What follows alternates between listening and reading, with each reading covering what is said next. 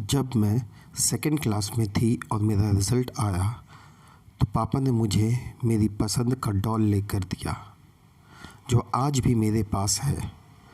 उस समय मुझे साइकिल चलाने का शौक़ पैदा हो गया था। पापा ने मुझसे पूछा, क्या तुम चला लोगी साइकिल? तो मैंने भी कह दिया, हाँ चला लूँगी। बस फिर क्या था, पापा ने मेरी फरमाइश पूरी कर दी, एक प्यारी सी साइकिल लाकर दे दी। लेकिन उस समय समस्या यह थी कि सिखाएगा कौन। पापा अपने काम में बहुत बिज़ी होते थे और भाई अपने दोस्तों के साथ खेलने में। कुछ दिन तो मैंने अकेले ही साइकिल सीखने की सोची, लेकिन हर बार चोट लग जाती थी। अपनी बेटी को चोट लगते देख पापा मुझे साइकिल सिखाने के लिए तैयार हो गए। पापा हर रोज़ शाम को मुझे साइकिल सिखाने ले जाते और उस समय मेरा डर बिल्कुल ख़त्म हो जाता, क्योंकि मैं जानती थी कि पापा साथ में हैं और अगर मैं गिर गई तो पापा संभाल लेंगे। जब साइकिल थोड़ा थोड़ा चलाना आ गई तो मैं एक मोड़ पर आकर गिर गई।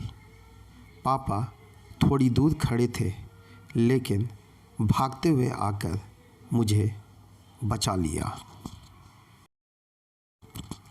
घर जाते हुए पापा ने मुझे समझाया कि बेटी, मैं हर वक्त तुम्हारे साथ नहीं रह सकता।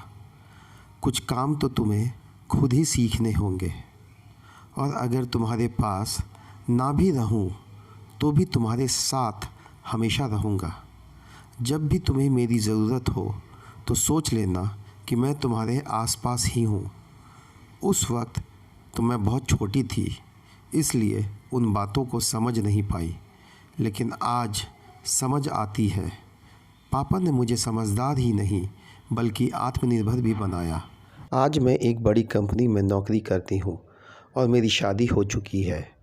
मैं अपने आप को बहुत खुशकिस्मत समझती हूँ, क्योंकि मेरे पापा ने हमेशा मेरा साथ दिया।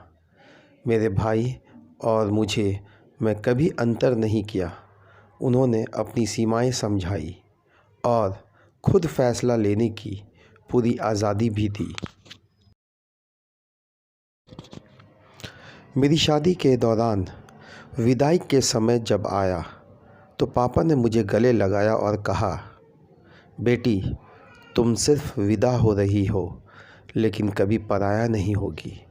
मुझे आज भी याद है पापा की वो शब्द, और सबसे ज़्यादा खुशी इस बात से है कि वह आज भी मुझे कुछ न कुछ सिखाते रहते हैं, जिससे मुझे अपनी ज़िंदगी बहुत आसान लगती है। मैं चाहता हूँ कि मेरे पापा का साथ मुझे पूरी ज़िंदगी मिलती रहे। Love you dad.